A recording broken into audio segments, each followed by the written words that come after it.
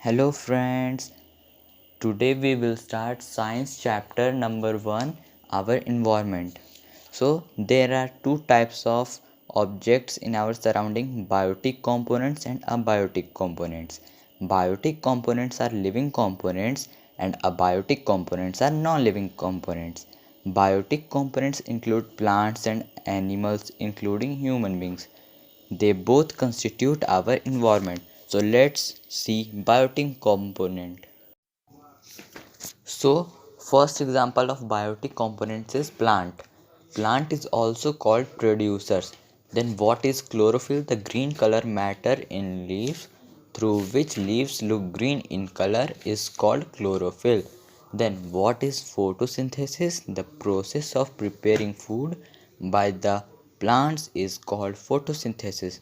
Equation of this process is carbon dioxide plus water, sunlight by chlorophyll, glucose plus oxygen. Green plants are also called autotrophs. Auto means self and trop means food.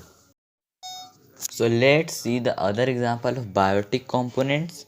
Animals including human beings. It is also called consumers or heterotrophs. Hetero means other, troph means food. They cannot prepare their own food. They are dependent on plants for their food, but plants make their food by their own. So there are three types of consumers. First is primary consumer or herbivorous. Second is secondary consumer or carnivorous. And last is omnivorous.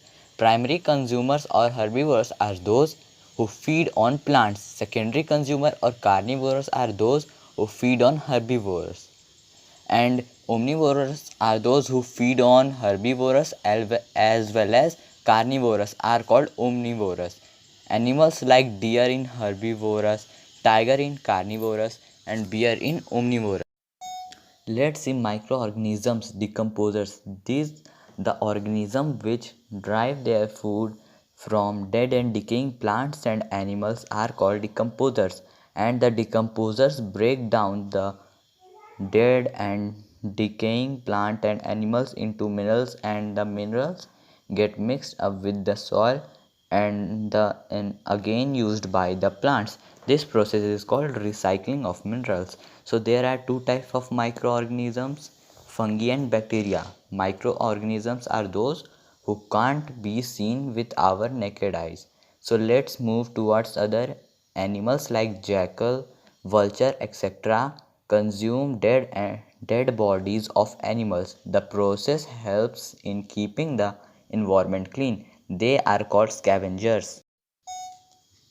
So let's see biodegradable and non-biodegradable materials. Bio means living organisms and degradable means decomposable. The material which can be broken down into simpler substances is called biodegradable materials. Example, paper, cloth, etc. The materials which cannot be broken down into simpler substances is called non-biodegradable materials. Example, plastic. Let's see other page. It is important for us to segregate biodegradable and non-biodegradable wastes and dispose them in an environment friendly way.